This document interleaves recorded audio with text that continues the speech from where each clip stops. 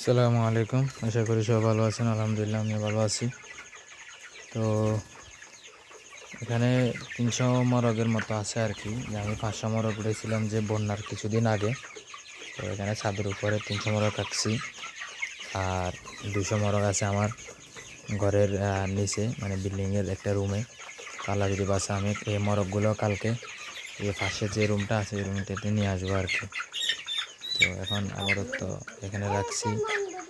আর এখন বর্তমানে আমি একটা কথা বলতে চাই যে, তো যারা এই বন্যার ভিতরে মুরগি পালন করতেছেন বা যাদের লস হয়েছে তাদেরকে আসলে কি বলবো, আমি আমার বলার মতো কোনো ভাষা পাইতেছি না।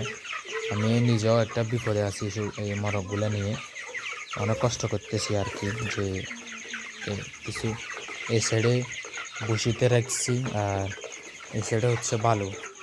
আসলে একটা জিনিস হচ্ছে, আমরা কী করবো এখন, মানে কিছু করার নাই। যে বসে আনি যে বসিগুলা যে শুকাবো ওরকম কোনো ব্যবস্থাও নাই, যা রোদ দেখতেছি না।